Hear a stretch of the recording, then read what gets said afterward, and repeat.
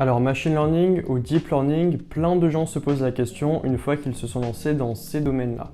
C'est pour ça que j'ai trouvé ça intéressant de faire une vidéo justement pour parler de cette différence entre d'un côté le machine learning et de l'autre le deep learning. Alors ce que je peux déjà vous dire, c'est qu'en fait la différence, on ne devrait même pas se poser la question puisque la différence n'existe pas.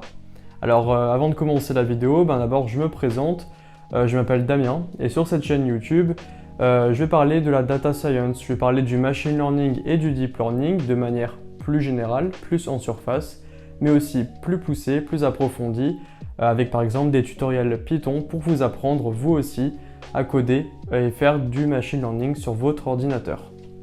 Alors on commence tout de suite la vidéo en parlant d'abord du machine learning. Alors le machine learning, qu'est-ce que c'est ?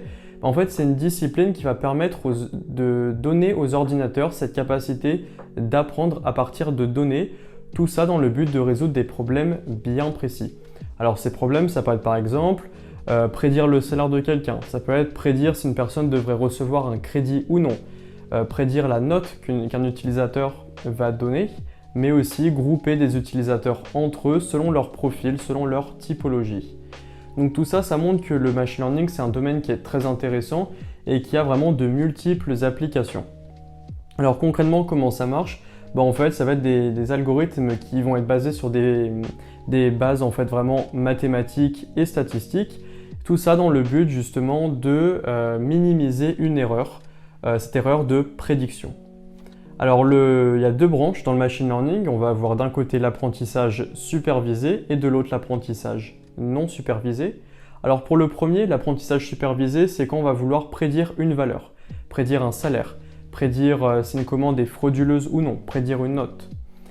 Le deuxième type d'apprentissage, qui est non supervisé, lui va permettre de synthétiser et de résumer les données. Par exemple, résumer tous les clients en seulement 5 groupes différents, 5 typologies différentes. Donc voilà deux branches qui sont bien distinctes et il est important de savoir mon problème en machine learning, quel algorithme je devrais choisir selon ce que je veux prédire en fait. Donc très important quand même à connaître cette différence entre ces deux types d'apprentissage. Et donc ce qu'on voit vraiment, c'est que on peut utiliser le machine learning pour vraiment plein de domaines différents et ça c'est ce qui va vraiment faire la force de cette discipline, c'est que ça peut être utilisé pour plein d'applications diverses et variées. On va avoir des modèles qui sont plus mathématiques comme la régression linéaire. On va avoir d'autres modèles qui sont un peu plus intuitifs comme par exemple les arbres de décision ou les support vector machines qui sont eux bien plus complexes pour le coup. Bref, on a plein de modèles différents et donc ça va être intéressant de savoir quel modèle il faudrait choisir selon un problème donné. Donc voilà pour le machine learning. Maintenant, si on passe au deep learning, le deep learning, c'est une discipline qui a pour but de vraiment simuler les réseaux neuronaux sur un ordinateur. Donc c'est une discipline qui est vraiment passionnante, très intéressante et aussi très puissante, faut le dire, qui va permettre du coup d'apprendre des données grâce à des algorithmes mais encore plus poussés que ce qu'on aurait limite jamais imaginé. En fait, ce qu'il faut se dire, c'est que du coup, on va être capable de représenter presque un cerveau humain dans son ordinateur. On va voir les connexions entre les neurones, qui sont donc les dendrites et les axones chez l'humain. Et on va avoir en fait plusieurs couches de neurones. Chaque neurone va être un mini-modèle qui va apprendre des données. Et donc ces neurones vont être mis en couches et chaque couche de neurones va communiquer avec la couche précédente et la couche suivante. Donc d'un point de vue plus structurel, on va voir la première couche de neurones qui va recevoir les données en input. Elle va les transformer, les combiner ces données et elle va les transmettre à la couche suivante qui elle-même va transformer, combiner et donner à la couche suivante, etc. jusqu'à arriver à la couche finale, la couche de l'output cette couche finale en fait va donner finalement la prédiction, par exemple la note sur 5 ou prédire le salaire pour une certaine personne, etc.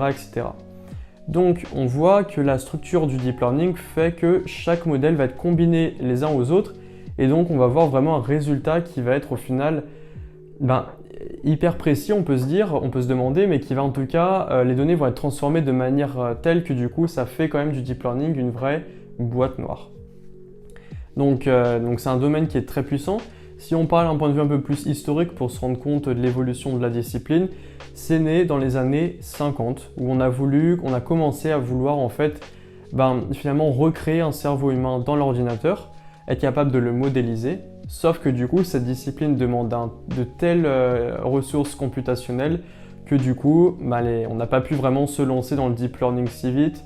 Les ordinateurs à l'époque n'étaient pas assez performants et du coup la discipline a perdu de l'intérêt, contrairement aux autres algorithmes de machine learning qui eux du coup ont été de plus en plus populaires. Ensuite, les années suivantes, on a eu un regain d'intérêt pour le deep learning parce qu'on a commencé à formaliser de vraies architectures de réseaux neuronaux.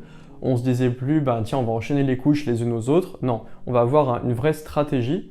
Et donc, ça a été utile, par exemple, pour analyser des images ou pour analyser des séquences de mots, par exemple. Donc, avec des architectures de neurones bien spécifiques. Mais là encore, la performance n'était pas au rendez-vous. Et du coup, les algorithmes plus simples, on va dire, de machine learning, eux, finalement, avaient des scores bien meilleurs que finalement ces réseaux neuronaux. Donc on a pu se demander, tiens, est-ce que ça sert vraiment à quelque chose d'aller si loin? Et du coup, encore une fois, la discipline a perdu l'intérêt au profit des autres algorithmes du machine learning. Et plus récemment, il y a 5-10 ans à peine, on a eu encore une fois un regain d'intérêt pour ce deep learning avec des applications très concrètes comme par exemple AlphaGo, le joueur virtuel de Go qui a réussi à battre des joueurs professionnels. On a aussi les assistants connectés comme Siri, l'assistant Google qui fonctionne au deep learning, pardon. Et encore tout récemment, les robots sur Mars par exemple qui fonctionnent entièrement au deep learning. Donc on voit que cette discipline commence à vraiment être là, à être présente, à faire son petit bout de chemin et du coup à changer pas mal d'aspects de la vie quotidienne. Même si quand même ça reste encore adapté seulement aux grandes entreprises, Apple, Google, etc. Mais bon, on se dit que les applications dans la vie de tous les jours sont vraiment de plus en plus présentes. Donc maintenant la question que vous vous posez, en fait justement, cette différence entre le machine learning et le deep learning, justement la réponse c'est qu'en fait il n'y a pas vraiment de différence entre ces deux disciplines. Parce que si on récapitule, justement, dans les deux cas, en fait, on va vouloir prédire quelque chose, et pour le machine learning et pour le deep learning. On va essayer de minimiser cette erreur qu'on fait, cette erreur de prédiction. On va vouloir avoir des modèles optimaux selon nos données.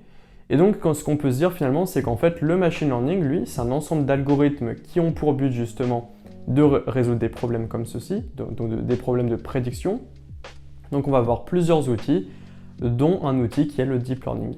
C'est-à-dire qu'en fait, le deep learning, c'est un outil au service du machine learning. C'est en fait finalement qu'une partie de tous ces domaines qui est le machine learning, c'est-à-dire ce domaine de prédiction, etc.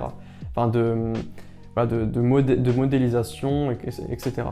Du coup, le deep learning, c'est vraiment un domaine particulier, un domaine spécifique du machine learning. Et contrairement aux autres algorithmes du machine learning, le deep learning, lui, va permettre d'avoir des représentations des données bien plus élevées que des modèles plus simples du machine learning. Et oui, en fait, chaque neurone communiquant comme il communique avec les autres, du coup, les données sont combinées de manière telle que du coup, on va avoir vraiment des représentations de haut niveau. Le modèle va être capable vraiment d'apprendre de toutes les données pour en sortir des prédictions. Et du coup, ça peut être un inconvénient en fait d'un côté du deep learning, c'est que du coup, pour entraîner un tel modèle, c'est très long, ça prend du temps, il y a plein de paramètres différents à manipuler, il y a plein de structures possibles d'architecture de réseaux neuronaux. Et donc ça va être un inconvénient puisque du coup, on peut vite se perdre très vite dans la masse d'informations qu'on peut avoir du deep learning. Donc voilà un peu pour cette différence qui finalement n'en est pas une. Et donc le deep learning, ça va être vraiment un outil intéressant à tester. Alors justement en parlant de ça, si jamais vous avez des problèmes de machine learning ou de deep learning dans votre vie professionnelle par exemple, je vous invite vraiment à d'abord commencer avec des modèles plus simples de machine learning, justement pour voir leur performance, puisqu'ils sont très rapides à entraîner, donc vous avez un score tout de suite. Et une fois que vous avez la performance de ces modèles de machine learning, vous pouvez maintenant, à présent, vous lancer dans le deep learning et voir est-ce que la performance finalement est vraiment meilleure, est vraiment mieux, est-ce que justement Est-ce que c'est bien de se lancer dans ce domaine dans ces algorithmes qui prennent énormément de temps à entraîner, il y a plein de paramètres et tout, est-ce que c'est pas plutôt une perte de temps? Est-ce que la performance augmente réellement? Parce que ce qu'il faut se dire, c'est que parfois, dans le machine learning, en fait, les performances sont bien meilleures que pour le deep learning. Et justement, c'est faux de se dire qu'un modèle plus complexe a une meilleure performance. C'est pas toujours le cas, c'est même pas souvent le cas. Donc ce qu'il faut se dire, c'est faire attention justement à pas tout de suite se lancer sur le deep learning et se perdre et finalement avoir rien qui marche. Donc d'abord, faut être plus prudent. On commence avec le machine learning, on voit la performance et ensuite, si on veut, on se lance dans le deep learning. D'un point de vue plus pratique, les packages à utiliser, pour le machine learning, ça va être plutôt scikit-learn, l'excellent package où il y a tous les modèles de machine learning que vous pouvez imaginer. Ils sont dessus, la documentation est super bien faite. Et ensuite, si vous voulez faire du deep learning, alors dans ce cas, ce sera plutôt des packages comme Keras, comme TensorFlow, mais aussi l'excellent package PyTorch, que du coup, je vous invite vraiment à regarder. C'est un package super bien fait, la documentation est aussi très bien faite, très bien expliquée. Et du coup, c'est assez intuitif finalement. Alors certes, ça prend du temps à se lancer dedans, mais une fois qu'on y est, c'est parti. On peut faire nos premiers réseaux neuronaux.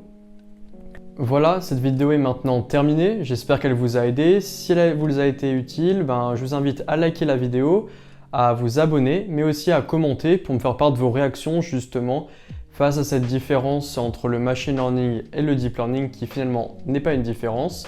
Pour ceux qui veulent aller encore plus loin, je vous invite à rejoindre mes emails privés. J'envoie 2 emails par semaine le lundi et le vendredi à 9 h. Et dans ces emails, je vous fais part de mes derniers conseils et astuces en data science, en machine learning, mais aussi en deep learning. Je vous parle aussi de l'actualité, des dernières tendances du domaine pour que vous soyez toujours au courant justement de ces dernières nouveautés. Et donc pour rejoindre ces emails privés, c'est le premier lien dans la description. Et moi je vous dis à très vite.